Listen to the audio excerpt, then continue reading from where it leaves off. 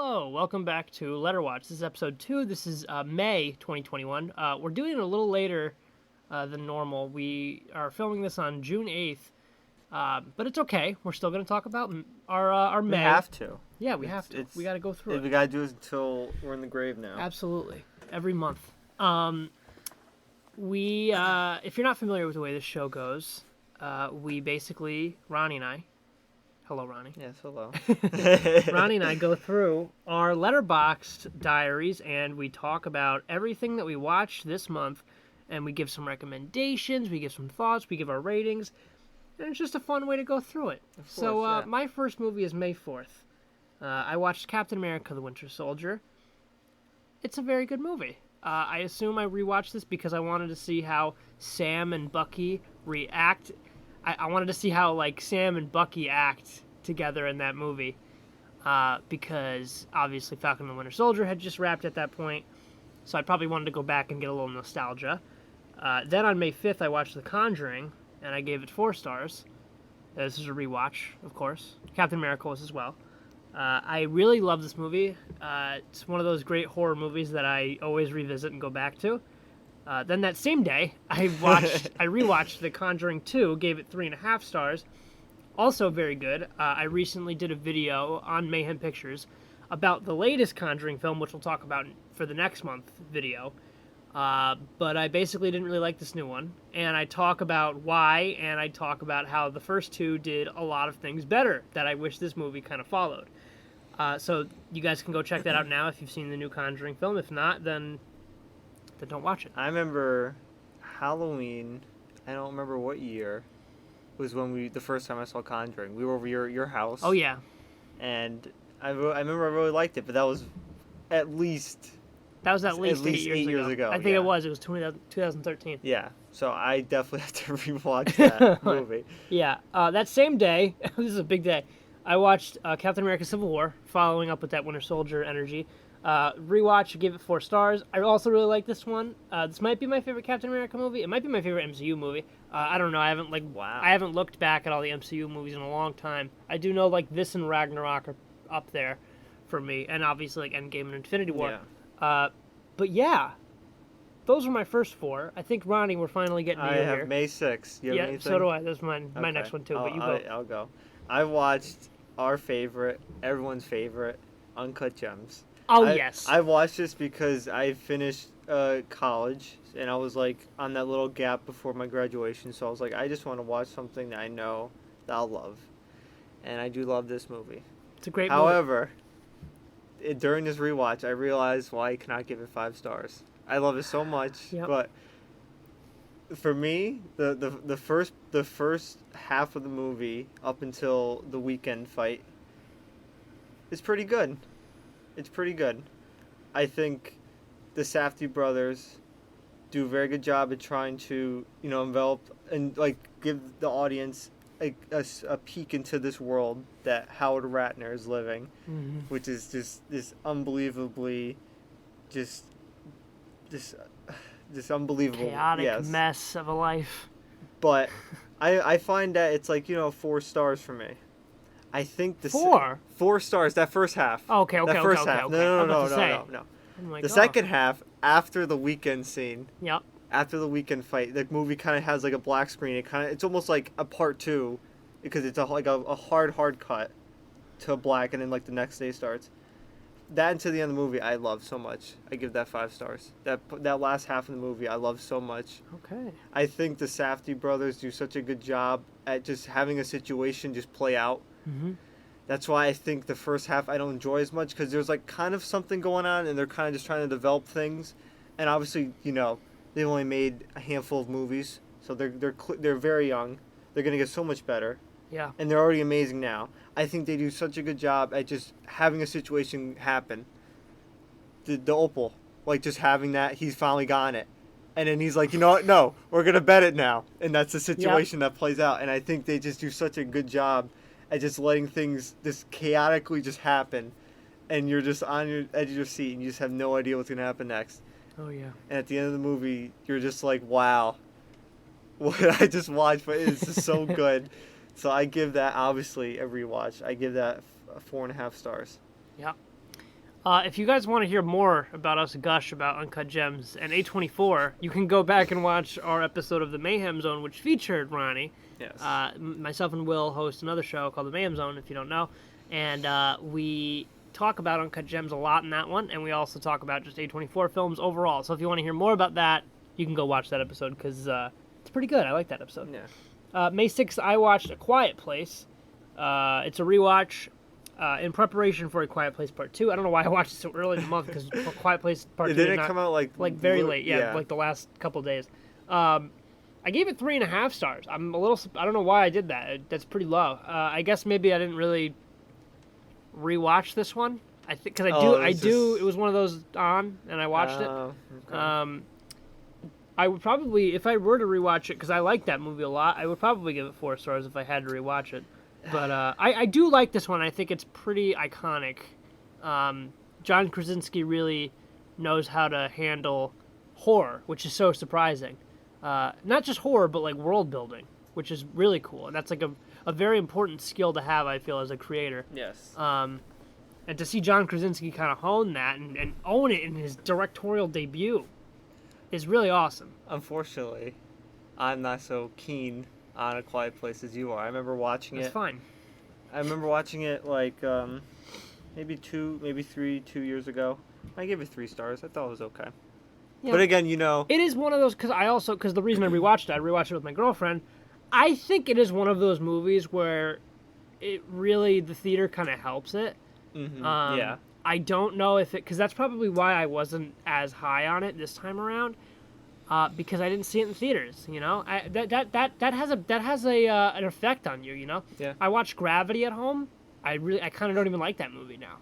I remember when you watched it, you're like, this is like it's amazing in the theater. It's yeah. incredible. But then you watch it at home and it's like, oh, this is boring. Like, and this is just them floating around because you don't have that big screen appeal, And it's a similar thing, I guess, with The Quiet Place, which is so weird. I don't know why. I guess maybe the silence doesn't play well at home. I think that might be it. But we'll get to Quiet Place Part 2 later. But I don't know. I think maybe it's a weird thing because we watched Inception in theaters over the summer and in July, and my girlfriend loved that movie because we saw it in the theater. If we watched that for the first time at home, she maybe wouldn't have liked it as much. So I don't know. The theater. That's why I'm glad that the theaters are kind of back now because it's like. It gives a different effect because we've been home the whole year. We've been home a whole year. We had to watch movies all from home. There's no memorable experience with watching. I could like go back and look on Letterwatchd of which movies I watched during the pandemic, but like I remember all of the movies like that I've seen in theaters. You know, I remember like something random from 2016, like watching Brothers Grimsby as a group.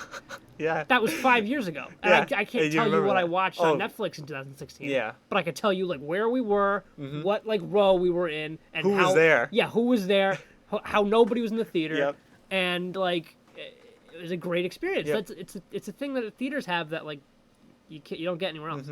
So I'm glad they're back. But that was like a side tangent. But yeah. Oh, I was gonna do a side tangent off your side tangent. I remember because coming up soon is for June 10. Okay. Is the date on the tree for Blade Runner 2049. Oh yes. If you haven't seen it before, there's a significance to June 10, 2021, and I'm planning on rewatching it. And I realized that when we watched it, I saw it twice in theaters. I think you might have saw it two or 3 times, but yeah, you said 2. Twice. I remember we had a chance to see an IMAX, and we were like, we have to take this opportunity right now because this is never going to happen again, especially because it made like $2 at the box office just from us.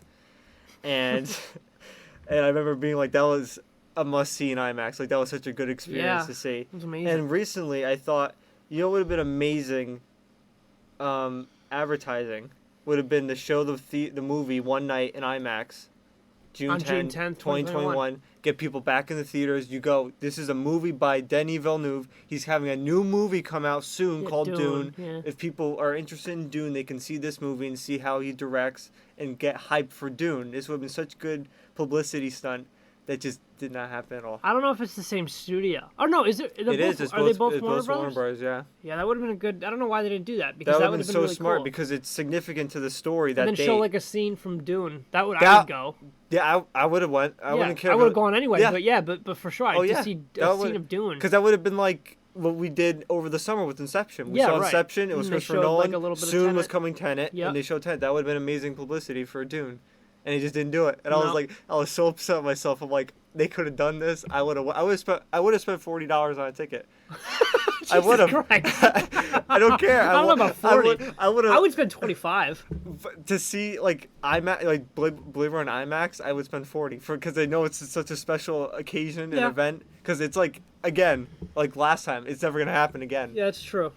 Yeah. So that That's was a side change of your side change, but yeah, I was really upset. I thought of that. Yeah. Oh well. Oh well. What's your next one? I'm yawning. I'm having fun. I got June 9. May 9th. Oh, yeah, May 9.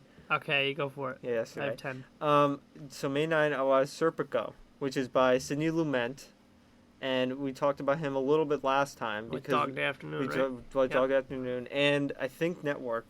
Yeah, Network. Was him too. Or this movie came before Dog Day Afternoon and before Network. This movie is really good. I gave it 4 stars. I really think he's for the time he's a very good director. He was one of those like directors during the 70s that like knew what he was doing, like kind of Francis Ford Coppola. Like they knew what they were doing during that time period. It wasn't as good as Dog Day Afternoon. I think it was better than Network because because the way his movies kind of went, it went from 12 Angry Men, which is kind of like a serious drama, and then it went to Serpico. I don't know if that's his next movie, but to me, that's all, out of the 4 movies I've seen by him. It went to Serpico, which was a little less dramatic and a little more funny. And then Dog Day Afternoon was like this perfect balance of just like ridiculous, like crazy, like the situation and it actually being like a real thing happening. And then Network, like I think went overboard on like the absurdity. So this was kind of nice to see like this kind of the start of that and to see how that led into A Dog Day Afternoon, especially because Al Pacino is also in this movie. Mm-hmm. Basically, he's a cop that during, I don't know if it is, I think it's during the 60s or 50s, he plays clean, and during that time it was all mob New York. So he was like, I'm not taking, there was some sort of deal where, you know, they would have cops go to these territories and they would get paid off, and they didn't trust him because he would never get paid off.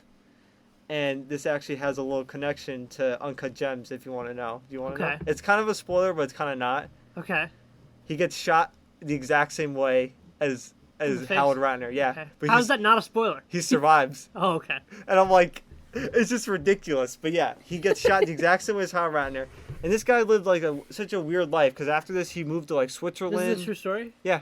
That's what I also liked about him is that a lot of his Sydney is that a lot of his movies seem to be off real events. I mean, obviously 2 of the 4. Right. But it's kind of cool, and obviously Al Pacino being in this and in Dog Day Afternoon, I feel like they probably built up a chemistry that made Dog Day Afternoon a little better.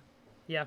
Yeah, I gave it 4 stars. I think I gave it 4. Actually, I might have given it 4 1/4 because I have this. Dumb little rule. Right. Ronnie's got this. I got this dumb. While you're looking thing. it up, yes. Ronnie's got a separate forum on his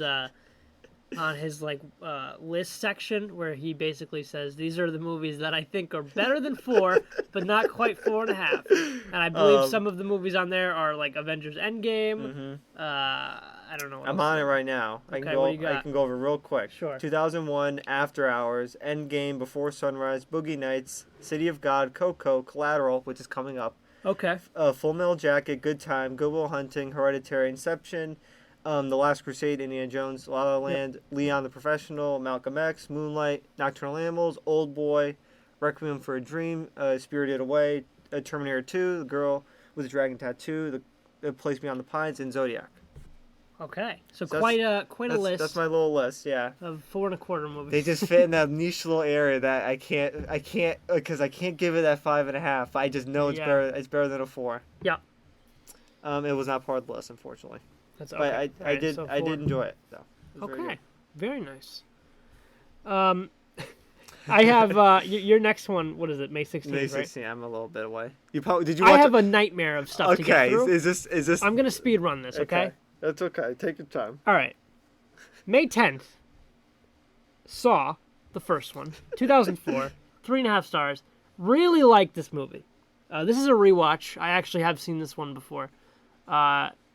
You already know what I'm doing here. I rewatched all of the Saw movies before Spiral. So let's go right through it. The first one, I really liked it. I think it's pretty groundbreaking in what it was able to set up as far as like a franchise goes. Yeah, that too. It's crazy. It was kind of just like indie movie idea where they had to be in a room, kind of like Reservoir Dogs. Yeah, James Wan and Lee Winnell just are like basically us. They just like, got out of film school and made a movie, and they had one big actor in the movie, Danny Glover. They only had him for like 2 days, which is crazy because he's in the movie so much. And I really enjoyed it. I think it's not as gory as the other ones. I think it's not as over the top. I think it's pretty grounded, and it's pretty scary as well. This is like the only one that I was like kind of unnerved by. Yeah. And I really enjoyed it. I think it's a good mystery. I think it's a good thriller. I liked it. I liked the first one. Yeah, the first one is pretty very good. good. I like it. I really think the twist at the end is very good. Oh yeah. Oh, I'll get there. Yeah.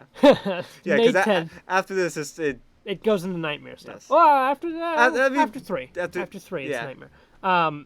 Saw 2, I gave it 3 stars. Also liked this one. This was not a rewatch. I've never seen this one, though. I think I've seen like bits of all of these movies, which is so weird. I think everyone kind of has. I think was this the one that we watched? Yeah. Okay, so I saw a lot of this. I saw like most of this movie, except for like all the you guys like skipped around all the character stuff. Yeah, because I just saw all the gross shit. Yeah. But I liked the concept in this one. Fun fact: I don't know if you know this. This was not written as a Saw movie. It was reworked later to be a Saw movie. So like it had a Cloverfield effect. Yeah, right. Okay. Basically, so yeah. Basically, pretty much. They restructured the entire movie so that it fits. Like, there's traps and shit. Was this like the Blacklist like script where it was like the most? It was one of the I guess it was like kind of like it was a script that like everybody really liked, and it was like for an original movie. It might have been a horror movie because it's probably still like a haunted house with all the people ending up there. But they just reworked it to make it fit in with Saw, and these movies come out yearly, which is crazy. Every Halloween one of these came out. That's wild. That's probably why it also they made a lot of money in a short amount of time. Oh yeah, right, and then it also falls horribly flat. Then May 11th, I watched Saw 3 stars as well. Liked this one. Oh really? Yeah. I remember I watched. I've seen 1, 2, and 3. I remember distinctly. 4 I've seen. I don't remember, and 5 I might have seen. I remember 1. I remember also. Not the issue, but I think the trope that Saw fell into is that every movie needed to have like a plot twist. Yeah, like a crazy, ridiculous. And for the first one, it worked. The second one it works. Second one works even better, I might argue. Yeah, the third one, I was like, okay, it's like 3 little ones. Yeah.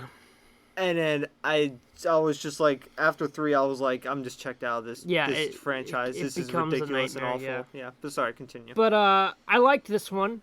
This is the one where Jigsaw dies. Jigsaw fully dies in the third movie, and there's like 7 more. It's so weird.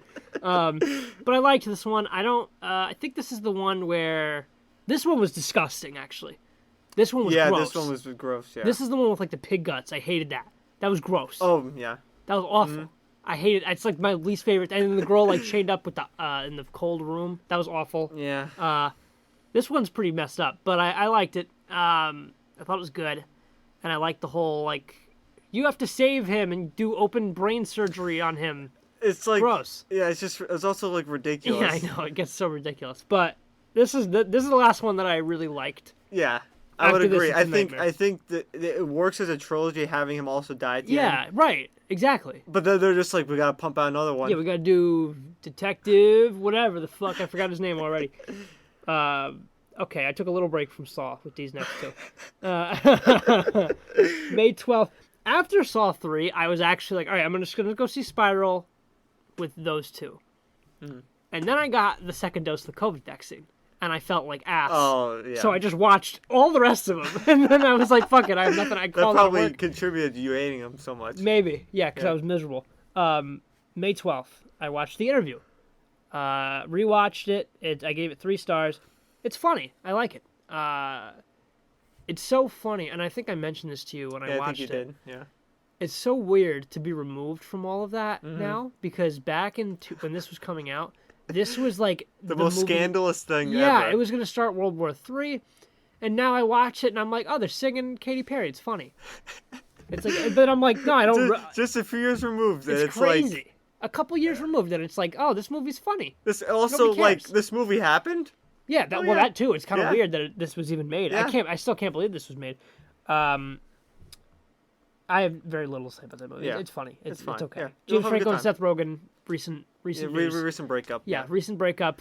Still fresh. Maybe that's why I watched it as well. They're going to CGI either him or Seth Rogen or James Franco out of each of their movies. Christopher Plummer. Oh, he recently passed away. Never mind. Oh, okay. But they replaced Kevin Spacey with Christopher Plummer in that other movie. That's right. So I was going to say Christopher Plummer. And speaking of him, Kevin Spacey's back. I saw that. And I'm like, how did he come back? I don't know. No, he didn't come back because as soon as he came back, the lead actors of that movie dropped out. Also, like a Hillary Clinton kind of thing happened where they were like, oh, all the people kind of just dropped all their charges or like died or something weird. Yeah, it's very shady. So it's like that just like 1% power just working there. I guess. Yeah, it seems like it. He's trying to shut them all up. That's fucking scary. He's a crazy guy. He's a creepy, weird guy, and I don't want him to come back.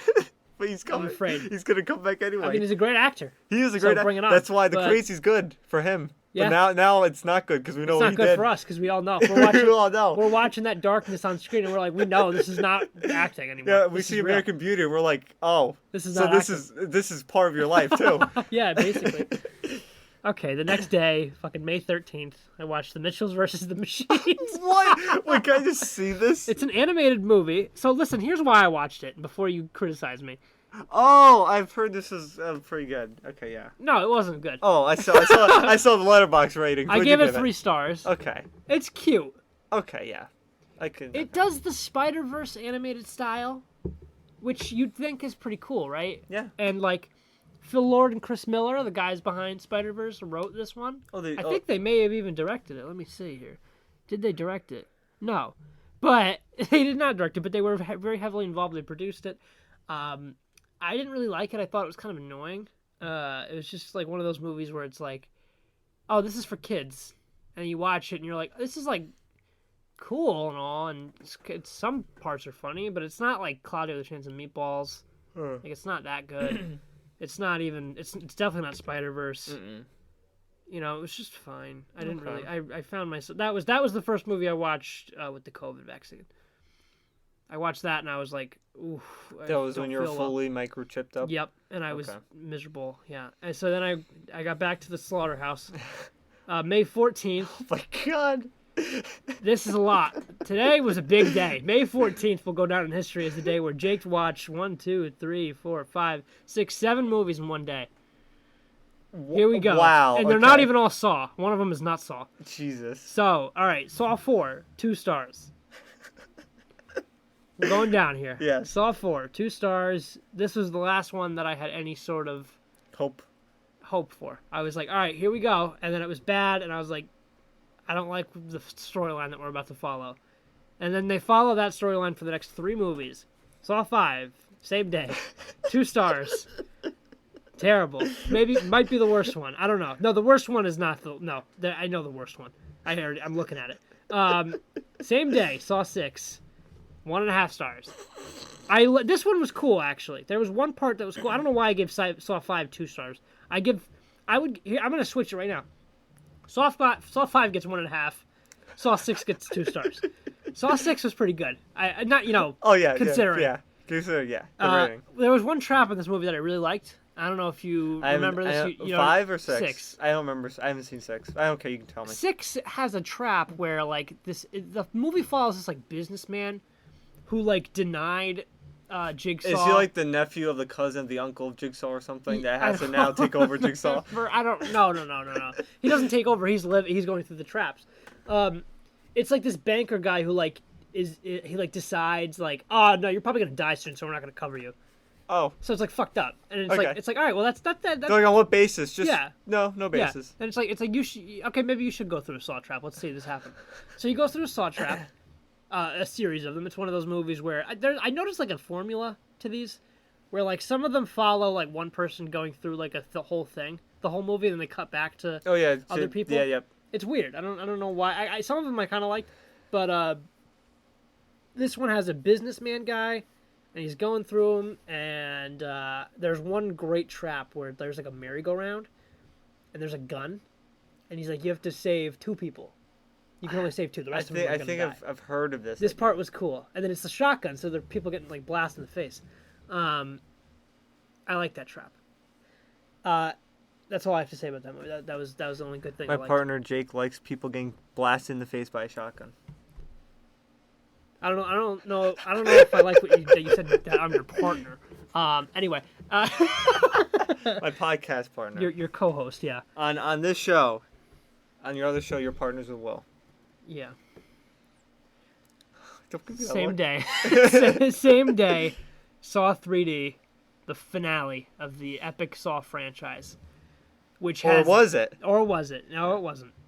But I wrote a review for this one. I gave it 1 star.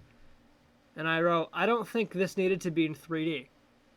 Because it's Saw 3D. Right. It's the finale. Yep. I remember that. 1 star. Garbage. Looks like a made-for-TV movie. It is the worst thing I've ever seen.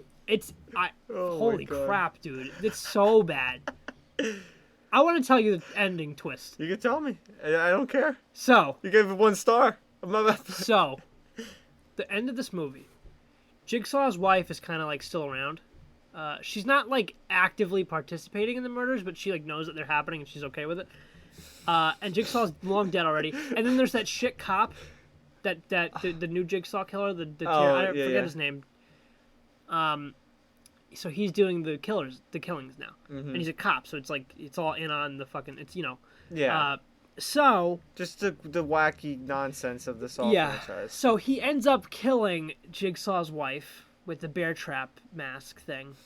Then it rips her head open, all that, great. And then the movie ends with like a contingency plan from Jigsaw where he goes, should my wife die, kill Detective whatever his name is. And do you know who goes to kill Detective what's his name? Who? The guy who cuts his foot off in the first movie.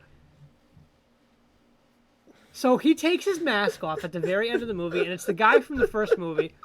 And then it shows him. So in some of these movies, like people get their mouth sewn shut, or like their eyes sewn shut, or like there's a key in some guy's eye in one of them. All of this was the doctor from the first movie who cut his leg off, Dr. Gordon.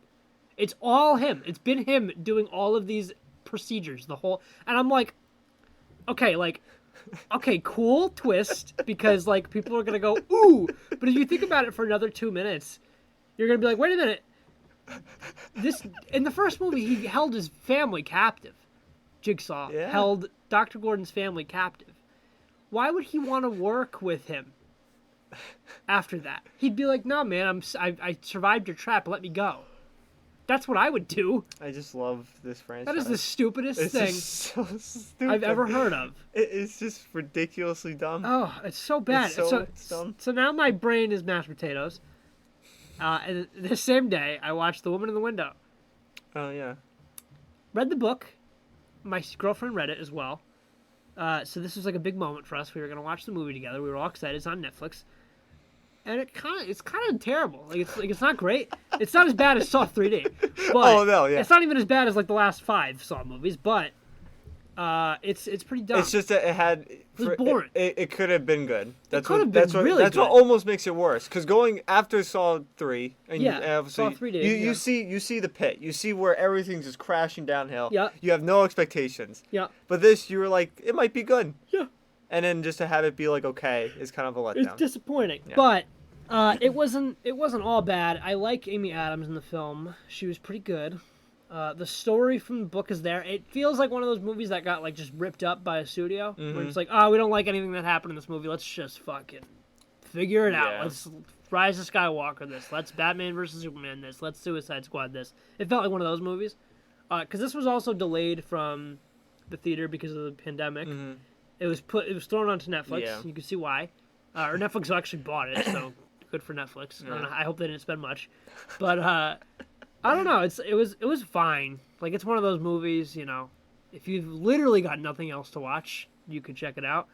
But yeah, so then I didn't think I was going to watch this one, but then I watched it. I watched Jigsaw, which is I don't even know how to describe this one. I don't know what they were trying to do with this. I didn't hate it. I gave it 2.5 stars. Oh, I also gave Woman in the Window 2.5 stars. I don't know if I said that. This is all on May 14th still, by the way. Jigsaw wasn't bad. I actually quite like the twist at the end. I think that was very cool and actually kind of had me surprised. But yeah, more of the same shit, and it failed to relaunch the franchise. But now, the franchise has been redeemed. I feel anyway. Spiral from the Book of Saw. I watched this at like 10 o'clock at night this day when my head was just throbbing. My COVID vaccine is hurting. So I went to go see the movie in the theater. And I had a wonderful time. I really liked it. I gave it 4 stars. I don't agree with any of the reviews on this one. I might need to rewatch it to see if I was just on crack. And maybe just with the COVID vaccine and you watching like 8 horrible movies right before. Maybe it was like better than all those, and you saw it as like I was like, this is a big much win. better than it was actually was. I don't think I'm gonna give it 4 stars when I rewatch it, but I do still think. I think about it, like, still to this day. And I like a lot of that stuff still. I really do. I think it's a good movie. I think it's better than the new Conjuring, for sure. Mm-hmm. Is it on HBO Max yet? Spiral? Yeah. Yeah. No, it's not going to HBO Max. Oh, I thought it was like... It's not a Warner Brothers movie. No, it's going to... I don't think it's going to go to a streaming service. Okay. I might get it on Vudu, though. So when I do that, you'll know about it. Okay. It's available to rent right now for $20. I don't want to do that. That's too much. I'll buy it. Very quick side change. Minari's still only available to rent. Can't buy it yet, so. That's ridiculous. At least I just realized that. At least it was like a month ago, which is still ridiculous. The movie came out in theaters in like February. Yeah. But yeah. Yeah. It's very dumb. That sucks. I've been waiting so long. Yeah. I like Spiral. I think it was pretty good. I like Chris Rock's energy in this, and I think I would like to see more from him. I think I did a full review on the Mayhem Pictures YouTube channel from a clip out of the Mayhem Zone. So just a lot of different fucking tree branches now on that YouTube channel.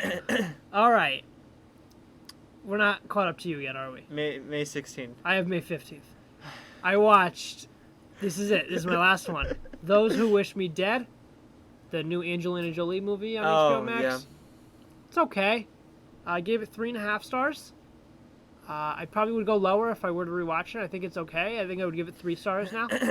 I liked it. It actually kind of inspired a skit that we're going to do soon, a sketch that Will kind of had this idea for, and I'm kind of developing that into a script, and that will be happening soon. But that was all thanks to this movie.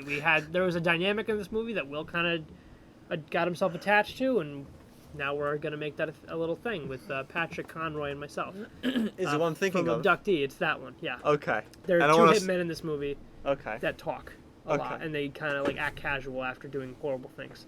The chair just collapsing on itself again. Ronnie's chair is falling. Pretty awful. Okay. Yeah. Sorry about that. So that concludes my 24 hours of fun. With 10 movies, basically, or whatever it was, 7 movies. You pretty much watched that one day was almost my whole month, essentially. I need to get a life, or I need to get more COVID vaccines so I can watch more movies. No. So May 16, I watched Crazy Stupid Love. I love this movie, and I had a good time with this movie. I gave it 3 stars. I think that's too low. I know. I love it. I think it's great. I thought just it was kind of spotty with him just being like, oh, I'm gonna. Obviously, the whole point, it's kind of like Ryan Gosling just is this attractive, just manly man that can just get any woman he wants. And Steve Carell's like this guy that got cheated on. He's like a loser. And obviously, you know what happens. Ryan Gosling helps him out. Right. And I kind of just... part of me wanted to give it 3.5 because there's kind of a twist at the end that's really clean. Yeah. But I also kind of thought it the whole time, like... I hope they connect because if this thing doesn't connect, like it's just very strange. That feels like a Valentine's Day movie. Yeah, it just feels like why is this part of the movie? Yeah. Maybe if I rewatch it, I'll give it a higher rating. Oh, maybe because the stuff with the babysitter was kind of weird. Yeah. And that felt like that didn't. I haven't seen this in a long time, but yeah, basically, I like it. Basically, the babysitter is in love with Steve Carell. Yeah. And obviously, he's like. For one, she's underage, and 2, he's like doesn't even remotely think that at all. Right. And his son loves the babysitter. Right. But I feel like that whole thing kind of didn't go anywhere. It was just played off for laughs. Yeah. So, I don't know. I gave it 3 stars. I liked it. I did not enjoy it. I did enjoy it. Maybe if I watch it again, I'll give it a higher rating. But for now, it stands at 3. I remember I was going to go to the theater. I can't remember what movie we wanted to see. But this was, when did this come out? 2011? 2011. Yeah. I remember I went to the theater with some of my friends. And we wanted to see something else. I can't remember why we saw this movie. We wanted to see something else, and then that movie was sold out. So we're like, all right, let's go see this. So we went to watch this, and this is like the first movie I think I ever saw where I had no idea what it was about. No trailers, nothing. And I watched it, and I'm like, oh wow, this is like really good. This is hilarious. Like I remember like laughing quite a bit. Oh, you know, the movie's very funny. Yeah, I remember really liking it, and then like I got out of that theater, and I was like, yo, that was a really good movie. And then I rewatched it not too long ago, maybe like 2 years ago.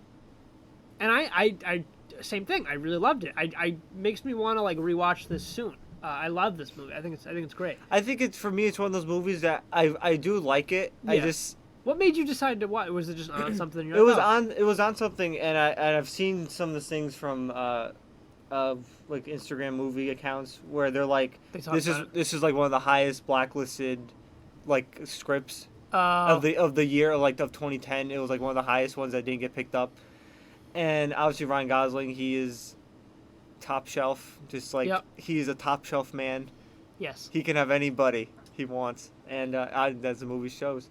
And right, I just Stone too. I want to watch Land, it. Yeah, before La La Land. Yeah, it's like a precursor. Yeah, but no, I and I've heard it was good, and I've heard I think Ryan Gosling was like a bunch of guys are not gonna watch this movie because it's called Crazy Stupid Love.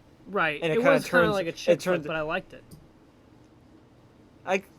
I didn't see it like that. I just thought it was just a good movie. Yeah. Yeah. No. Like that's what I'm saying. Ryan Gosling was probably thinking. Oh yeah, no, yeah. Because like, this is I think he went to the studio and he's like, "Why is it titled this? Like, it's like guys aren't gonna want to see this movie, and they're gonna think it's a dumb movie." Yeah, right. But it was good. I remember the trailers made it look very like kind of like a romance movie that like people won't really like. Yeah. But it is not that. Like it looked like it was gonna be like I was saying, one of those like. Like the Valentine's Day just movie, like generic kind of New Year's Eve, where they just follow like a bunch of different stories, and it's really just stupid. Yeah, and it looks like they're just making this for fun. Yeah, this was not that. This was actually pretty good. It was, yeah. Yeah. What's your next one? 19. Same. Okay. You go. I talked for so I watched. This is the final Quentin Tarantino movie I didn't see yet. Oh yeah, and right. I'm kind of. Should have kept that. I should have kept. Bottle, huh? Yeah. I watched Death Proof. Everyone's right about it. It is his worst film. I mean, it has an interesting premise, and kind of interesting. It's kind of played off to be kind of tongue in cheek, to be kind of like an older movie, and just compared to his other movies, it's just not as good at all. Like the whole first half is just like played off as just like a story just about how this guy, is it Kurt Russell? Yeah, right. Kurt Russell plays like a stunt man who just kind of kills these girls, and that's like the whole point of the first hour of the movie. They have like this gross lap dance scene where I'm like, why is this part of the movie? And then he just kills them. Very graphic. I was like very surprised how graphic it was. Jesus. You haven't seen this? No. I'm curious to now that you say he kills people. Not a lot. Basically the point, it's called Death Proof because his car is death proof technically to him, I guess. You can't die in it. If he's driving and he literally crashes going 90 miles an hour into a wall, he will walk out alive and fine. Okay.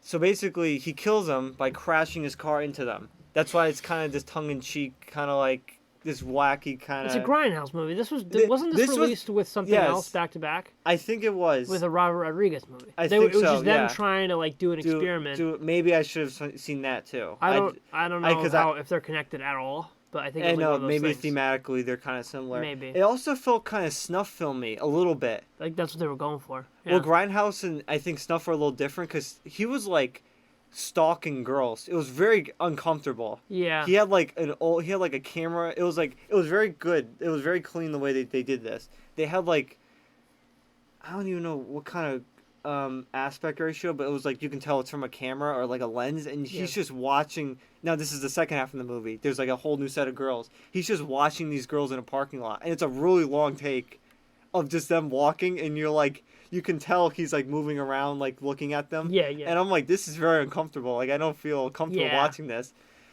And it has like the Quentin Tarantino quippy dialogue in the second half a little bit more, and it ends very ridiculously where the girls find a specific car from like an old like stunt man movie from the 70s, which kind of plays into the I think what exactly was going for, but I felt like that kind of made it a lower movie. But anyway, and they're driving it, and he's stalking the whole time. He finds him, he crashes into them. He's like, "Oh, I'm just playing," and the girl has a gun, and he shoots him, and then they chase after him, and they kill him in the most like ridiculous like cartoon Batman way, where there's three girls, and they're punching him, and each punch he like perfectly rotates to the next girl, and she punches him. Oh, I hate and I'm that. like, this is just ridiculous. I know what he was doing, but like as a movie, I'm just like, I don't enjoy this. Like this doesn't push anything.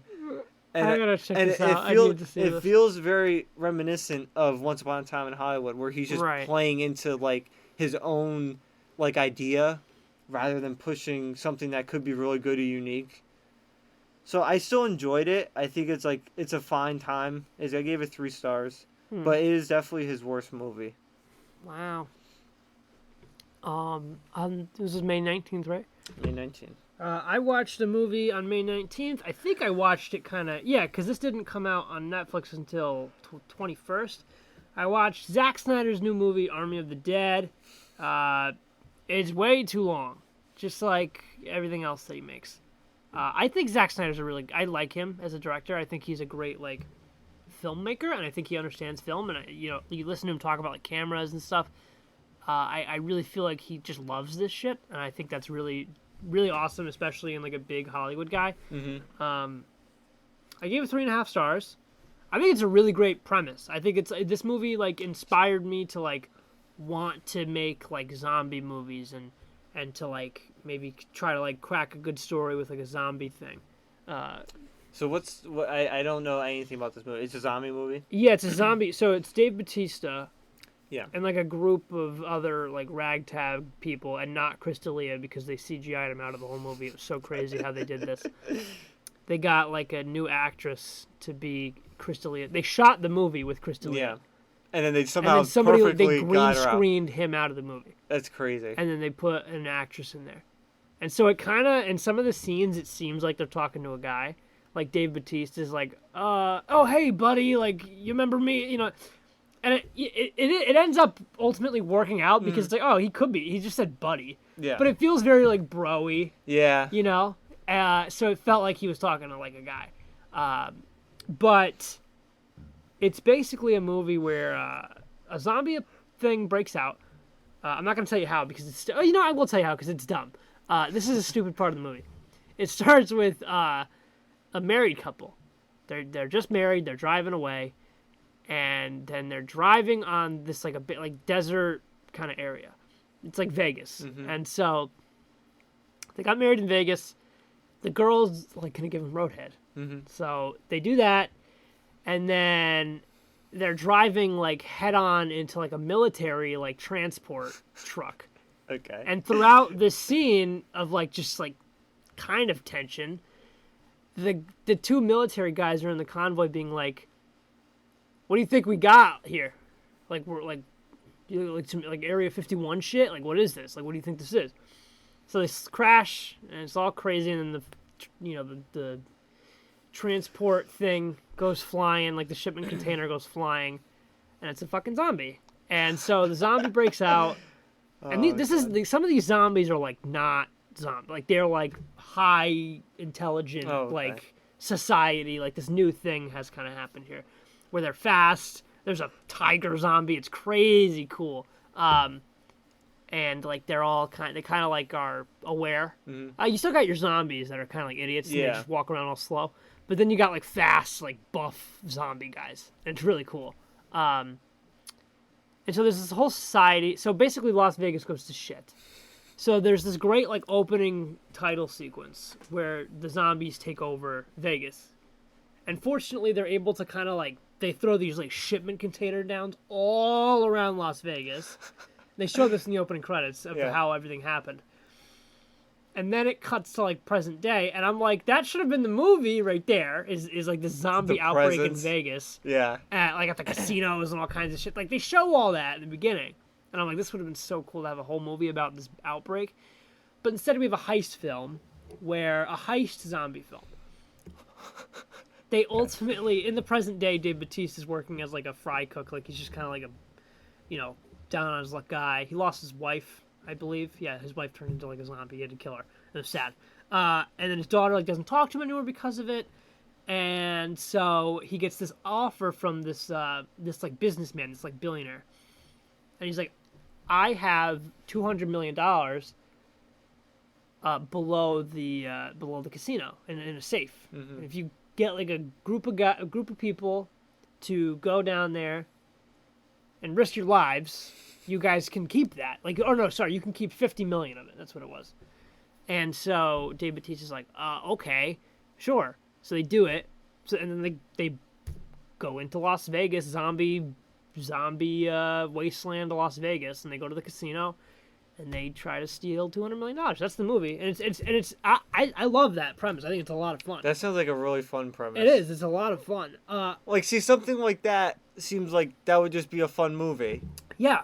It was too long. Yeah. Oh, okay. It was a little bit too long, and I don't really love the way it ended, and I don't think they were having enough fun with it. Mm-hmm. Like, it was too kind of like... Oh. It was a little bit too somber sometimes, mm-hmm. and the Zack Snyder color palette is something that I like for certain things. Like, I actually love the way Justice League looks. Like, Zack Snyder's Justice League. Yeah. Which I'm going to refer to as Justice League, because it is Justice League. I like that movie a lot. I like Justice League. And I like the way that looks, but I don't think that fits for this. I think this movie should have been colorful. Yeah, and, like, it definitely... a lot of fun yeah. and very, like, mm-hmm. you know... I feel like this would have been really cool if, like James Gunn or something directed it. Somebody like that like, knows comedy and knows what... Because this premise is out there and wild. And there should be, like, a wacky, fun movie. But it's a Snyder movie. And so it's like this kind of like... Everything's very religious symbols and all kinds of stuff. And I'm just like, all right, guys, like... And they're trying to like set up a sequel and do like a universe of this. And look, it's a great like original IP. Yeah. And like if they start a franchise with this, awesome. But I don't know. I enjoyed it though. I think it's a good movie, and I think people should check it out. It's on Netflix, and it's I went to the theater to see it, and it plays well in theaters as well. He does this annoying thing though, where the camera's always out of focus, and then he has to like focus it. But it's like an artistic choice, but it still is it's all the time. Yeah. He did it in Justice League too, like in the reshoots. And I was like, oh, this is bad. Like the Joker stuff in the new Justice League. He does that the whole time in that whole sequence, and I'm just like, this is a different thing now. Like, this is not what I just watched. Because what I just watched was shot in 2017. And it was like a big studio backing it. This is just now Zack Snyder doing whatever the fuck he wants. Which was what Netflix allowed him to do. They allowed him to do whatever the fuck he wants. So he did that. And, I mean, look, it's pretty good. I like it. So, yeah. I enjoyed it. 3.5 stars. I don't know if I said that. But it's fine. What's your next one? I have 21. I have 20th. Okay, I'll go again. I watched Profile. I went to the theaters again. The next day. This 3 days in a row? No. Okay, I thought I went to the theaters 3 days in a row. This movie Profile, it's kind of like that Unfriended. Did you see Searching? Yeah, I did see Searching. It's like that too, where it's like, you know... I think I saw your review on this. Like second best. Oh, my second favorite. Yeah, it takes place entirely on a computer movie. It's a cool movie. I liked it. It's very like riveting. I think it's a true story, which is so fucking scary if it is. Do you know anything about this movie?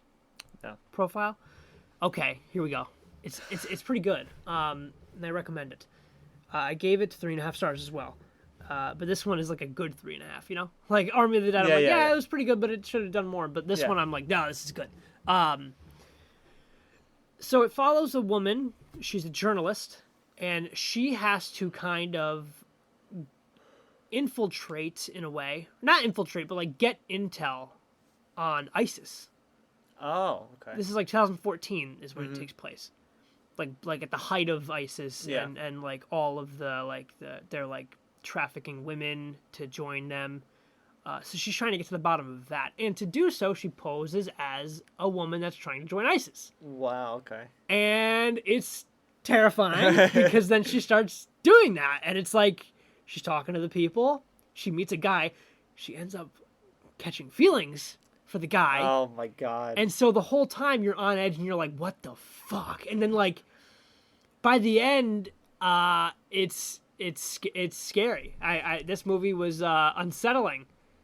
And it's not your typical horror movie. It's just like, oh, this is very real. And, like, you are in danger. Please pull out while you still can. Yeah, because this is fucking terrifying.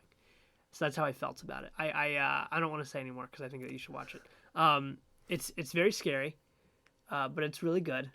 And I think it's one of those movies where it's like, is she okay? Because they don't really answer that. The movie ends in a very scary way. And it sticks with you, and it's still with me, and it's creepy, and I'm kind of wondering, like, I don't think I Googled it, but I should. I think she just, like, changed her name and all that stuff, but, like, I don't know, so like, they sound like they got her. So how did this work on, like, searching, like, all online? It's all online, and she is, like, FaceTiming this ISIS it's guy. a bunch of cuts. It's all Skype. It's all on Skype. So it's all video of this, okay. It's all video of the desktop as she's on Skype, as she's talking to another guy who is, like, kind of her guy to be like, all right, this is what you got to do. You got to, like, change your browser, make a new Skype account so that it's not you, it's this character that you've created. Because if she uses her real name, she's fucked.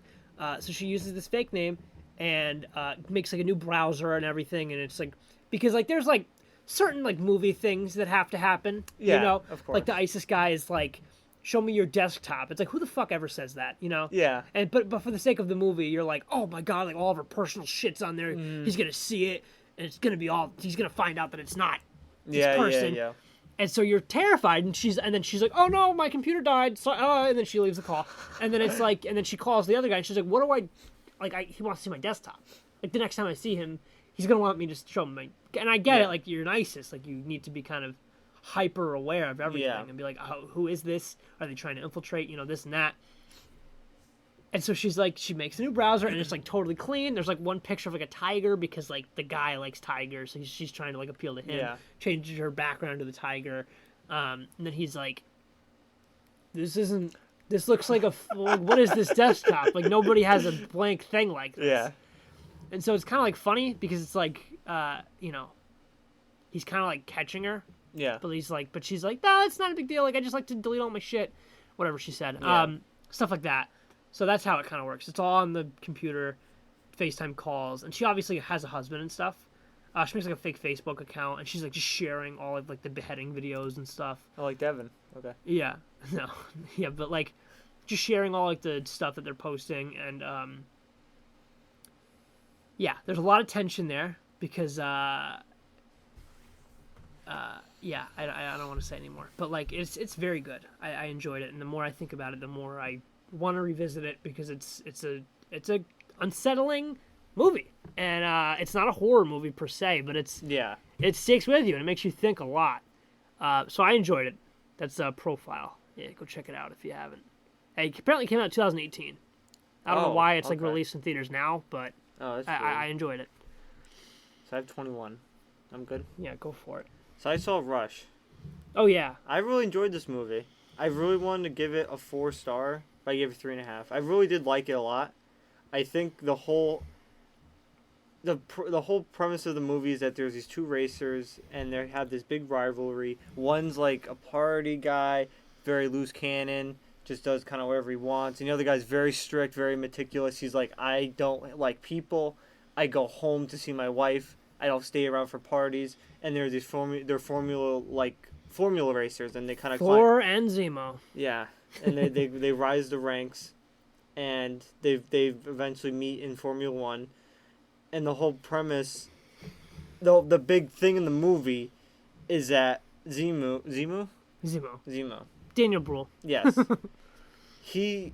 Lauda. There's a Niki Lauda. there's a race that they have to do, and he's leading in the Formula One rankings, and there's a racer about doing it. It's like pouring out, and he's like, this isn't safe. Like, very obviously, like I mentioned, he's a meticulous straight edge one. He's like, no, this is very dangerous. Like, we could literally die. Yeah. And I forgot his other name, but Thor. I forget his name too. Yeah, Thor basically is like Chris Hemsworth is like, yeah, no, we're gonna do the race, and because he talks to people and does stuff, he can win that vote. And what ends up happening is Zemo gets in a horrific car accident and gets just severe, like, 3rd-degree burns all of his face. Yeah.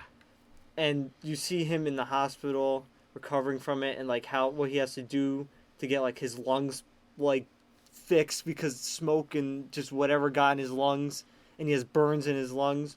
I think that point to the end of the movie, I would give 4 stars. Just the first kind of, I don't know, half, but the whole part up until then, there's just a lot of weird stuff with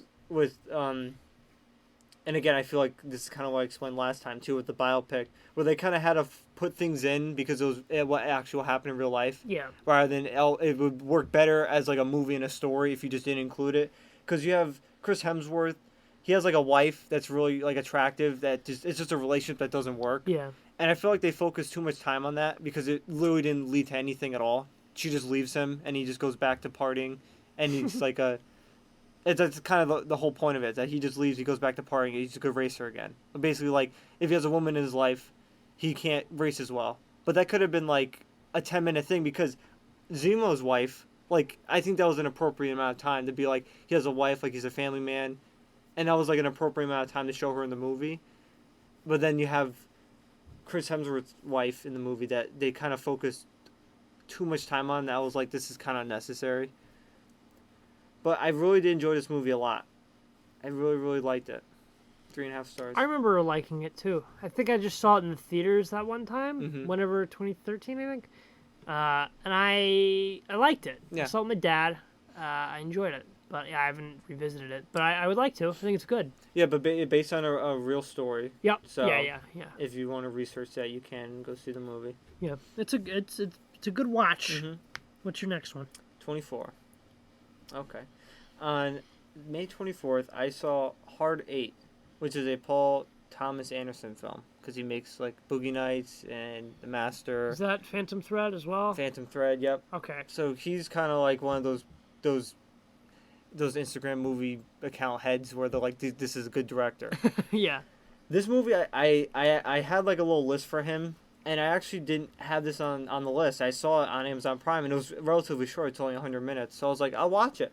I ended up really liking this movie a lot. I gave it 3.5 stars.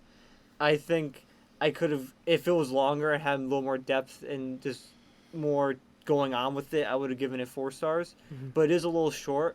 But it's very, very good for just being only 90 minutes. 90 minutes, an hour and 40. Yeah.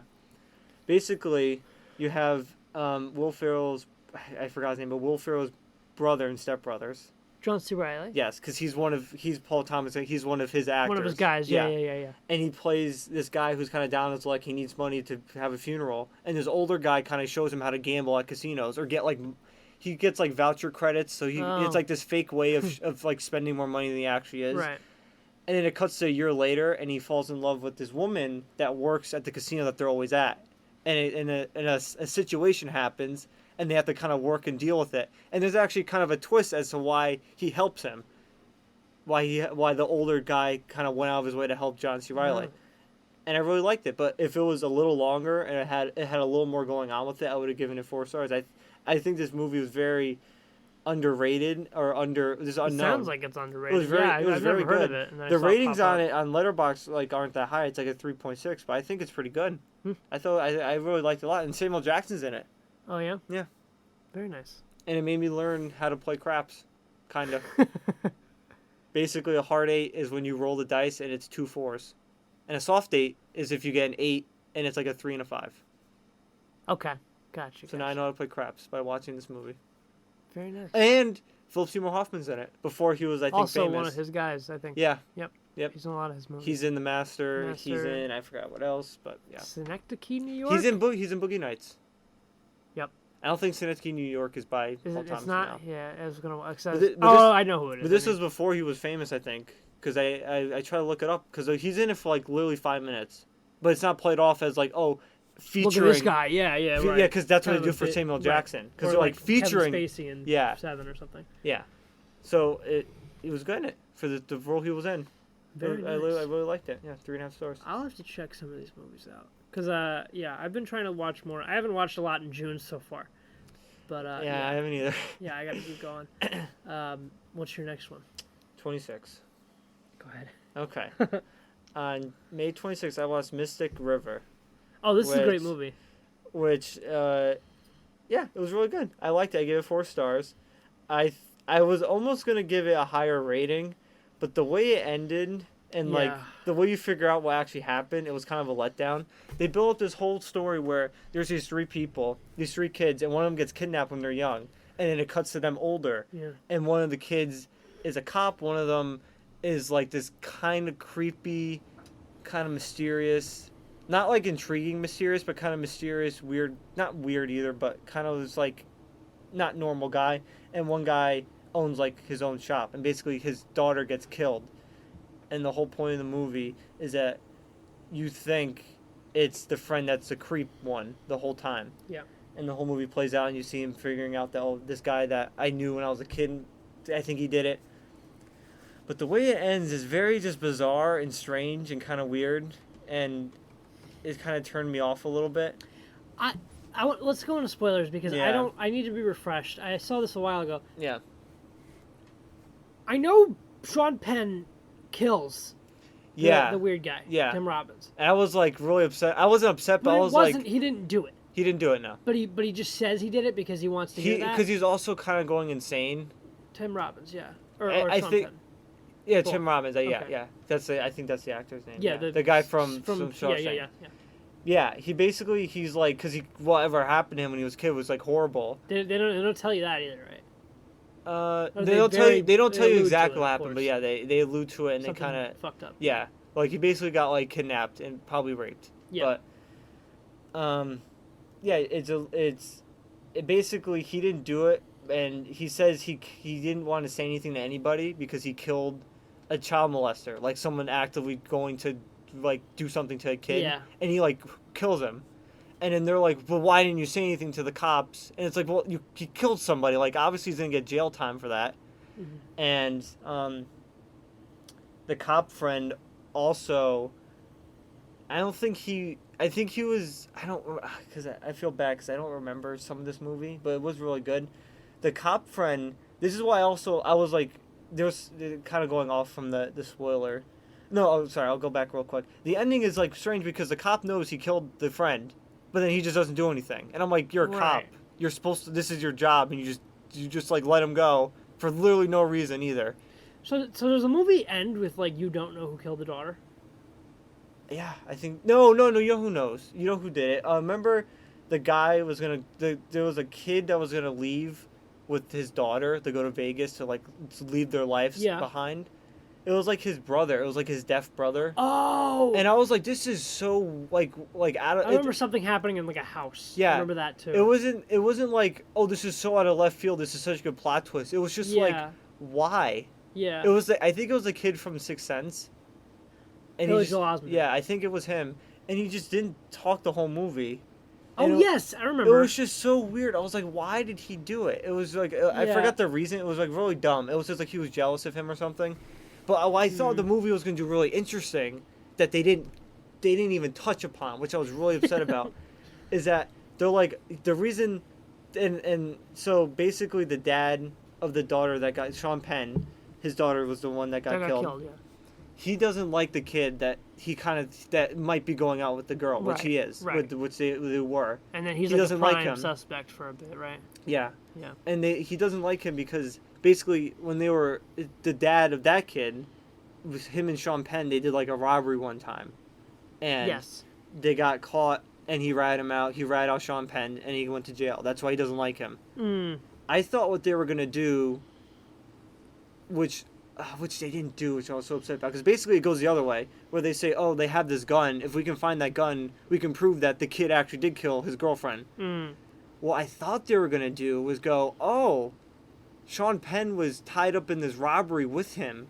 Maybe Sean Penn killed his kid, which they didn't even touch upon. I thought that would have been a really interesting thread, because they're like, you didn't know who really killed her. And the whole movie, I'm like, I really don't think the weird kid did it, because it seemed like it'd be too obvious. Right, yeah. And I thought if they included that would have been a really interesting thread for the cop to be like, the gun could have been his, like, they specifically tell it, like, he was at this robbery with him that he got ratted out on.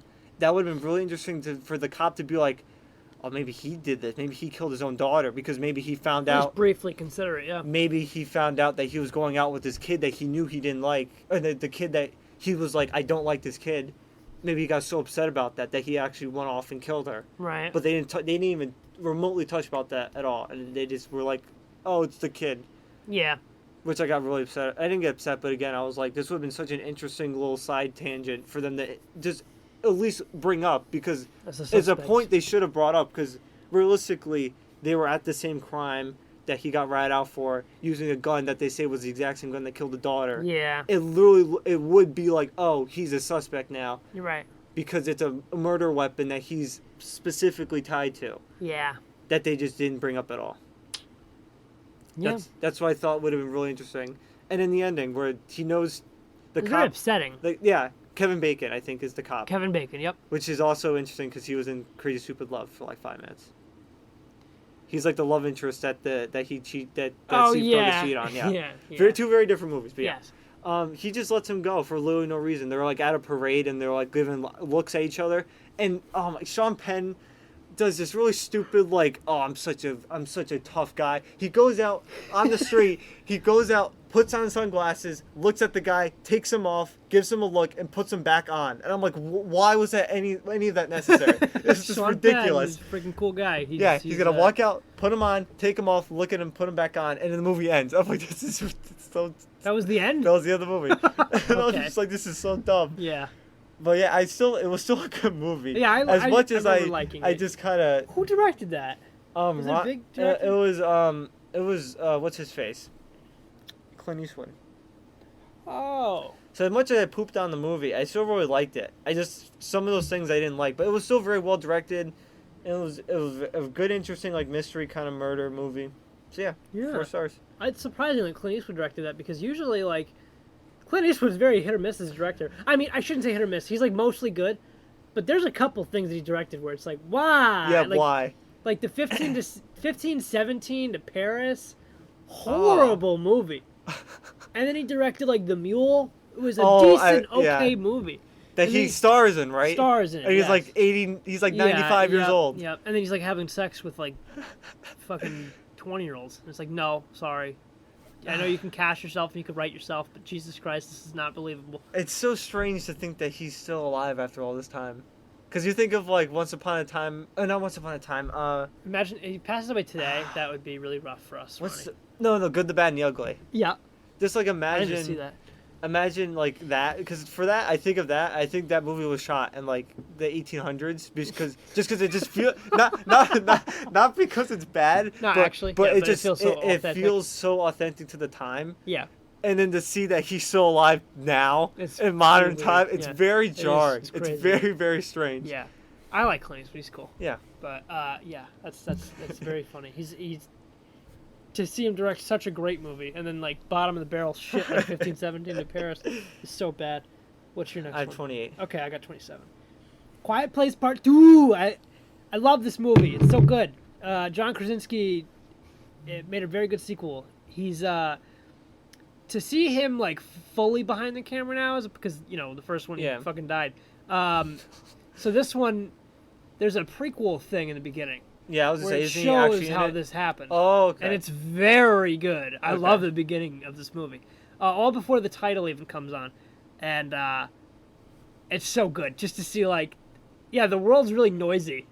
So imagine if, like, some fucking alien things come down. and just start wiping everything out with sound. It's like it's gonna go bad fast, and it does. Yeah. And it was really cool to see that, to the point where I actually want a movie just about that. It's similar to Army of the Dead. Like, why are you showing me like day 450? Why don't we look at day 1? Oh yeah. And so to see the movie start with like day 1, I'm like, holy shit, yeah, this is awesome. And they did it, and it was really cool. But the sequel, like, it goes in new directions, which I really liked. It's not the same shit again. They leave and they go out and they do their thing, and now they like know how to like kill these things, which is also very exciting because it's like, oh, now they can kind of like defend themselves better. And then to see them still like use sound as like a story technique is so cool. And like, yeah, don't scream, don't breathe too loud, don't like walk too loud. Like, you can't do anything. And I really like the way that they did something in this movie that I won't say, but there's a very cool development that happens like halfway through the movie. And it went in directions where I wasn't really expecting it to go, and I wasn't mad about it, even though at first, like, you hear these choices, and you're kind of like, why? Yeah. It is kind of doing that Empire Strikes Back thing where, like, some people are separated the whole time. But it's like, I was worried about that at first, and I'm like, I don't really care about, like, the daughter going off and doing her thing with some other guy. But I ended up really liking that part of the movie a lot. And, like, I said this to you, maybe. I really want John Krasinski to do, like, a Last of Us thing. Yep, yeah, you told me this that, movie, like, just, especially with, like, the daughter and, like, this other guy, it looks like Joel and Ellie. And I'm like, this is prime material here. Like, this would be great if John Krasinski did that. They're doing a show. Cool, great. I loved it. I'm excited to see more. I'm excited to see a part 3. I think these movies are, like, perfect, low budget, like, guaranteed hits every time. And this movie brought theaters back, so I gotta, like, enjoy it a little bit more than just beyond the movie. Yeah. Because it's theaters only movie. It's the only movie in town that had the balls to do that, besides like Spiral. But even then, Spiral came out on VOD like 2 weeks later. And then Tenet tried it, and started that conversation. Yeah. But ended it very fast because it was too early. But now to see like the theaters coming back, and The Conjuring did well, and this did well, and Cruella did well, which I'll talk about in a second. It's my last movie. It's encouraging, and I'm excited to see where we go from here. So yeah. It's a good time to movies finally back in theaters. I know. May 28th, I watched a movie called Almost Famous. This is kind of one of those cult movies where people really, really like it, and it's from 2000. I had no idea about it. Yeah. It has Frances McDormand? Yeah, it has her in it. She's great. Yeah, she's really good. She's a very, very good actress. It's about a kid during kind of the late 60s, early 70s kind of, I think, time period. And it's this kid who is in not like a super strict household, but he can't listen to certain music. And the kid has a sister that leaves, and she's like, here's all my music, so he gets super into music. And basically he's a writer. He's like the super smart kid that skipped 2 grades and stuff. And he's this writer, so he goes out to try to write an interview for Rolling Stones about Black Sabbath, I think. And they're like, no, you're a kid. Like, no, you're not getting this. So then there's, like, I think this made-up band. I don't think this is a real band. I forgot what they're called. It's, like, I forgot what it's called. It sounds like a real band, though. So it might actually be a real band. But they see him, and they're charmed by him because they're, like, the same thing. They're like, no, you're not getting in. Like, why? No, leave. And then he's, like, goes off on, he actually knows the music they made, and, like, the comments, he makes specific comments about who they, like, what they are. And like you did this well, like in this new album, like you're doing this well, you're progressing. So then they let him in, and they kind of have this thing where the whole summer he's touring and writing for Rolling Stones about them instead of Black Sabbath. And along the way, there's this girl that's kind of hooking up / seeing a band member in the band who's he's like the one that's the best out of the band, and he's kind of being held back by them. So it's that kind of dynamic. It's a cult classic. I just gave it 3 stars. I thought it was fine. It almost felt like a Disney kind of movie but like actually good. So it's kind of weird. I don't know. The premise and feeling of it felt like a Disney movie, but there's actual cursing, and the guy takes acid, and is like stuff like that. Nothing too crazy. I mean, actually, kind of crazy. it's it's from the '60s, so the girl that they're touring with at the end, she basically it's like a groupie basically, where it's just girls that are just with them to have sex and stuff. And basically, she's like different. It's like the dumb side plot thing. But basically, she gets traded off to a different band for like a case of beer, and it's like wow. And he's trying to tell the girl because he kind of likes her. He's like, they don't care about you, and it's one of those things where she's like, I really like him though. Oh. And basically, she ODs on Quaaludes. Okay. Yeah, because Quaaludes obviously now they're not a thing, but back then they were. She doesn't die or anything, but she's like like Leonardo, she falls over, goes straight to cerebral palsy phase, just goes right there, just on the floor, going crazy. And I thought it was fun. I gave it 3 stars. I don't think it was anything to write home about, really. Like I said, it's a cult classic, so I did have a it had the trail of going up to 4, going down at 4.5, but it had like a dip at 5. Yeah. So it must have been one of those things where if you saw it at a certain age, you probably really loved this movie. That's probably why my sister liked it, because she's a bit older than me, and this movie came out in 2000, so by the time she would have seen it, it would have been kind of like not coming of age, but she would have been at that age. Right. But when she saw it, that it would have been like a good teenage movie for her to see. Mm. But I thought it was fine. I gave it 3 stars. There you go. My last movie. I'm on 29. I am on 28. Okay. My last movie is Cruella on the 28th. I bought it on Disney Plus. I did the $30. Whatever. I saw it as I gotta buy 2 tickets. It's $14 each, $28. Fucking, I'll watch it at home. I have it forever now, and everybody could watch it. That's in my house. So that's what I did, and it's okay. It's not bad. I gave it 3 stars. I think Emma Stone did a great job in it. Our boy from BlacKkKlansman, isn't it? And Tanya. Oh, the big boy? Yep, he's in it. He plays like her little henchman from the original movie, the 101 Dalmatians. She has like 2 like little side guys that are with her all the time. Jasper and don't remember the other guy's name, but two guys, and he's one of them, and he's funny. It's an okay movie.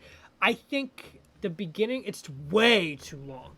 How long is it? Like 2 hours and like 17 minutes. Wow. Yeah. Okay. I was like, holy shit. Like, I thought it'd be like at most 2 hours. I would still be stretching it. Yeah, that would still be too long. But like an hour 45, this would have been great. Yeah. But I was like, Jesus, like I was watching it with my girlfriend and my sister. And my sister goes, check out how much longer. Because it's not bad. It's just like let's go. Yeah. She goes, check how much longer. I'm like, I don't want to. I'm scared. She's like, why? And I'm like, because I think it's gonna be a lot. She's like, just look. And I'm like, I'm gonna hope that it's 20 minutes. Oh, I looked. And it was 45 minutes. And then Jenna just goes, holy fuck. She's just like, Jesus Christ. Like, this is so long. She's like, it's not even, I don't hate it, anything like that. It's just we need to get moving. But I think there's a certain point in this movie where I really, like, enjoyed it, like, a lot. Mm-hmm. And it comes when there's this, the Baroness, Emma Thompson, and then, so it's kind of annoying, it's Emma Stone and Emma Thompson. Mm-hmm. Yeah. Emma Thompson shows up, and she's, like, kind of this, like, high-end, like, fashion designer. And Emma Stone wants to be a fashion designer. Cruella wants to be a fashion designer. Her name's not Cruella, it's something else at first. Yeah. And so she adopts this persona of Cruella, and Cruella is, like, the up-and-coming fashion designer, and she does, like, these bold, like, street exhibit things, and it's actually pretty cool, and it's, like, high-end production, and she's, like, constantly just trying to upstage the Baroness, and all of her, like, fashion events, and then Cruella just, like, comes in and, like, sabotages the whole thing, and it's great, and it's like, oh, I can see why this is, like, kind of a snarky little asshole villain. I don't think I ever need to see her skin dogs, because that's what happens in the original movie. Wow, okay. But I don't think they ever, like, actually show that, and it's Disney, so no. But, like, that's what she does. Like, she's trying to get the dog so she can make a Dalmatian coat. Wow. And so, in this movie, it kind of takes a different way. They very clearly kind of end it with like, yeah, she's not gonna kill dogs. What do you think? We're gonna do that? No. And they're gonna set up. They're doing a sequel. You know, it's fine. The sequel for the prequel. The sequel to the prequel. I mean, I don't even know if it's really a prequel anymore. It's kind of like a it's like a weird thing. It's like a retelling. They went the way of, and people. I don't know if this is one of those things. I don't know if if I'm having an original thought right now, or like everybody's saying this and I'm not seeing it. This movie is like Joker. Like it's the same thing. Huh. It's kind of the exact same movie as Joker. Just Cruella, different. just delving into chaos and madness. And then there's like you're never gonna watch this movie. No. So, spoilers, the Baroness is Cruella's mom. And so it kind of is like is Arthur Fleck a Wayne? Oh, yeah. Who knows? And it's like, who had this kid? Who Yeah. And so but this movie kind of gives you an actual answer as opposed to Joker, which is like, you decide. This movie's like, yeah, no, like the Baroness had you and wanted you to be taken care of. Like, she didn't want a daughter. She didn't even want a kid. I think it was just one of those things where it's like, oh, fuck, just get rid of it when it comes out. Which is even more fucked up. Yeah. Just do it early. So, I believe it's Mark Strong, who is the bald guy in Kingsman. Mm-hmm. He's in this. And Shazam, the villain in Shazam. Him. He is like the Baroness's like guy, like one part of her like guard or whatever. And so he's like, I like took you and like gave you to a nice woman, and that was Emma Stone's mother. Emma Stone's mother later gets killed by the Baroness by Dalmatians. The Dalmatians like just attack her, and she has like these vicious Dalmatians. But then you find out later, because at first you think, oh, the Emma Stone's like fake mom is upset with how she's being treated by the Baroness, and she's going to this party to upstage her and like say, I have your daughter. This is your daughter. And then you just think that, like, the Dalmatians killed her. Or, no, I'm sorry. I can scratch all of that. Emma Stone in the beginning is, like, running around and, like, starts this kind of, like, uproar with the dogs and stuff. And the dogs are running onto the balcony, and Emma Stone's, like, fake mother is standing there. And they just get the mom thinking it's Emma Stone. And Emma Stone's like, shit, I just killed my mom. Like, they thought, like, I started this whole thing, and then, like, my mom had to pay for that. Then you find at the end, no, like, that's what was going on, was that she was, like, bringing her daughter to this party and being like, yo, I think she probably got fired because she found out that she was keeping her daughter. Yeah. And then the Baroness, like, put the dogs onto she, like, blew, like, the whistle, and then the dogs went and got her. So then Emma Stone's like, oh, wow, my beef is not with Dalmatians, it's with fucking the Baroness, like my mom. Yeah. It was an interesting way to go with the story, and I ended up kind of liking it. I don't think it's, like, amazing or anything. I'm glad I didn't see it in theaters, because I would have been miserable. I gave it 3 stars. Oh, okay. It's fine. It's an okay movie. It's one of the better, like, live-action fairy tale Disney movies, I think. Certainly better than, like, The Lion King. It's on par with, like, Aladdin, I'd say. I liked Aladdin a lot. It's nowhere near, like, what's, like, the really good one? Live action or animated? Live action remake. I don't remember. The Jungle Book is amazing. Oh, yeah. That one's really good. Wasn't that the only good one? Maybe. Yeah, I've heard all of them. Cinderella was good. Mm. It was a safe movie. I'm trying to think of the other one. There's like 3 and Dumbo sucked. Oh, maybe Aladdin. Aladdin was really good. Maybe I liked Aladdin a lot. Cruella's up there. I liked Cruella a lot. But yeah, that ends my May. You finish off yours. I got 2 more. All right, go for it. On May 29, I watched Collateral, which has Tom Cruise and Jamie Foxx. It's directed by Michael Mann, who did Heat. And I like this better than Heat, or more than Heat, I should say. I gave it 4 1/4. I know it was 4. Oh, I should. Yeah, it was 4 1/4. That's right. Okay. And the premise of this movie was so unique and interesting that I just really, really liked the movie, and it ties in well enough. And it also made me realize I might be like just a fanboy of just action movies that are just kind of done well. Like, I love Mission Impossible Fallout. Yeah. An action movie that's just done well. The story's like the most important aspect of it is having a good story too. Of course. Die Hard. I love Die Hard. This movie, same thing. This is an action movie? Yeah. Yeah. Kinda. I mean, I Parts wanna of it. watch it, Parts of yeah. it are. I really liked it. Basically, I won't tell you. I won't like spoil anything. But basically, Okay. Jamie Foxx is a taxi driver, Okay. and he's in L.A. And Tom Cruise gets in his car, and he's like, "Hey, can I take it overnight? I guess there's some services where you can like Okay. have the car just drive you around like for the whole night." He's like, "No, I can't." He's like, "I'll pay you. How much you get a night?" He's like, "I don't know, like 300." He's like, "I'll pay you like 400 now, 400 after the night's over." He's like, "We need to go to these locations." Basically, he's having him drive to all these places where he's going to kill all these people. Oh. And it's like, it's like, what? This could happen in real life. Where Yeah. the guy's like, I can't, if I say anything, I'm dead. Like, I'm just dead. Yeah. Just going to get killed so fast. If I mess up at all, he's going to kill me. So Tom Cruise is playing like a villain. Essentially, yeah. Which Oh, is wow. also a nice twist, too. I want to watch this now. And this is What's one of this on?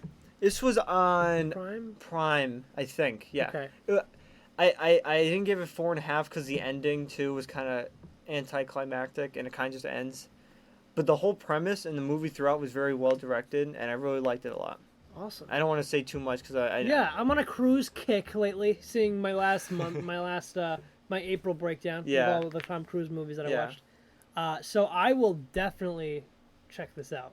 Yeah, it was very good and the story's good. The story ties in all together like a Fallout or like a Die Hard. Oh, nice. So that's why I gave it such a high rating. Yeah. I didn't like it as much as Heat. I think maybe because the version of Heat I watched was like a director's cut, so it was 3 hours long, so it had all this extra stuff. But this felt You said you liked this more than Heat. more than Heat. Okay, Yeah. okay. Sorry. This was I think also because it was only 2 hours and it Yeah. was more like straight to the point. Like this is the movie, and Heat is more abstract and a lot longer and it's more subtle. But yeah, I like this more. Heat, I still liked Heat. I still gave it 4 stars when I saw it. But this Yeah. is 4.25. This I would like to see nudged Heat it out as a little well. bit. Yeah. And then on May 31st, I had like 2 hours left in the day, and I'm like, what could I watch? I have no time.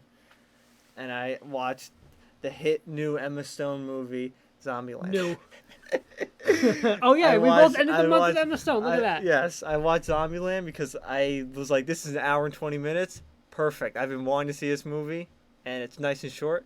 I really liked it. I gave it 4.5 stars. It had 3.5. Oh, 3.5. I was about Sorry. to say, I'm like, holy no, shit. 3.5. 3.5. Because I remember I looked at it, I'm like, it was not that high. Yeah. I like this movie a lot. 3.5 stars. It had that kind of like Scott Pilgrim versus the World kind of things where it's like, Stylistic. this is rule, whatever. Like, don't get in the seat, buckle in your seatbelt when you go in the car. And it has it throughout the entire movie. Yeah. It was really clean.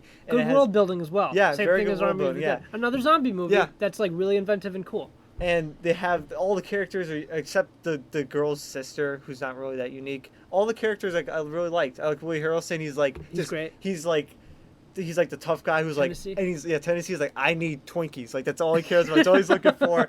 And I want to say Jesse Pinkman, but that's not his name at all. Jesse Eisenberg. Yeah. He is kind of like a loser, kind of nerd who kind of just stays at home. And the zombie apocalypse breaks out, so he's like, I'm gonna follow the rules and follow my own rules. Yeah. And then obviously, it's Tennessee. I think. You just said it. So Yeah, it's I forgot. Tennessee. And- I think I might even be wrong now, but yeah. I'm just gonna look super quick. Yeah, Tallahassee. Tallahassee. Sorry. Basically, he's the opposite. Where he's like, I have no rules. I'm just here to just do whatever and get Twinkies. Right. And basically, they meet Emma Stone, and she tries to con him because they're in a supermarket, and she's like, "Hey, come over here. My sister got bit. We don't know what to do. You need to help us." And then they're like, "Oh, you have to kill her. Like she didn't. We made a pact that if anything happened, we would kill each other, Yeah. or we would kill the other one, so we wouldn't turn a zombie." And then basically they hand their guns over and they take them, and the whole movie kind of revolves around Jesse Eisenberg. Yeah. I don't want to say Jesse Heisenberg. I've just got like I know. Bad It's on the Breaking mind. Bad. I don't know why. Jesse Eisenberg. He basically it's him falling for this girl because he's never like had a girlfriend before or anything. It's kind of I think that's what basically happened. And he likes this girl, and then at the end he realizes to get the girl you can't follow the rules all the time. Yeah. And there's this nice dynamic where they con them, and then they find a new car, and then they drive down because Tallahassee's like, is it Tallahassee? Yep. He's like, no, we're gonna go after her because she stole my car, and then It gets stolen again, but this time they drive their car because their car like broke down, and then Jesse Eisenberg's like, like, can we just be adults? Like, we're in a zombie apocalypse. Like, why? Like, this is ridiculous. Like, you like screwed us over, but like we can't do anything now. Like, we're in this together now. And it was just a nice, fun movie. I really liked it, and it's the thing with Emma Stone, where they show up at it's Bill Murray's house, which I love. So great. It's so That's good the best scene in the whole it's just movie. out of all the actors, it's him, and he plays his part so well. and he's like not quite a zombie. Yeah. Oh, no, he's not a zombie. He's not a He put zombie. makeup He on, put right? on makeup. Yeah, Because he's like, yeah, that's right. because they know he's like, I know a guy in Hollywood. He said if you dress like them or makeup, They like don't they know. won't, they'll leave you alone. Yeah. And they'll think, they're like, I'll pull a prank on him because Tallahassee doesn't kill him as a zombie. And they'll pull a prank on him, like go over him and act like you're a zombie, like he won't do anything, like he's scared, and just so swiftly kills him so fast, and basically, it was such a fun movie. It was just such a good time. I really liked it. Yeah, you should watch the second one. Yeah. They did so I wasn't expecting much at all from the second one. It's like 10 years later, it's whatever. Yeah. But it really did feel like we just slipped right back into it, That's great. I'm gonna be really happy. It was very good. I enjoyed it, and it's I remember it being quite funny, but of course it's not as good as the first one. Yeah. But I remember really enjoying that one. I haven't seen the second one. I just saw it the one time in theaters, but I really liked it. So I would recommend the second one as well because it does feel just like, oh, we're just right back in this world. Yeah. What is your pick for the month? Collateral. Okay, I had a feeling. 4.25, so that was my highest rating. I really liked it. I have a couple of 4s. Yeah. So I don't know. I could go any way with this. I think I'm going to ultimately go with A Quiet Place 2. Because I really just liked it a lot. I liked it more than Spiral, which it wasn't hard to do. Because I think Quiet Place 2 is a better made movie than Spiral. Yeah. But, I mean, I watched The Conjuring this month as well. I watched, Captain America, Civil War, and Winter Soldier. Watched The Conjuring 2, which I also really love. But I think overall, just like the experience I had and everything, Quiet Place 2, for sure. So yeah, that has to be my pick. Yeah. Yeah. Well, there you go. There you have it. This is our... that was our pandemic pick. That was our pandemic pick for the month of May 2021. So, that concludes our rundown of our Letterboxd watch list from May of 2021. Join us next month for June, or I guess at the end of this month for June. Yeah. We're going to be talking all about what we saw this month and what we've been watching. Hopefully, maybe Ronnie will watch more movies than me this time. Maybe we'll see. Or we'll try to watch the same amount. Yeah. That's a good challenge. We got to keep each other on our toes. Yeah. I've already seen some great stuff this month, and I'm looking forward to talking again with you next month. Yes. It's always good to talk with someone about what I just watched. Yeah. It's nice. This is Letterwatchd. Of course, you got to reflect on Episode 2. what you watch. Yeah. Yeah. Thank you guys so much for listening in. We will see you guys next month. And enjoy the rest of your day, week, and month. Yeah.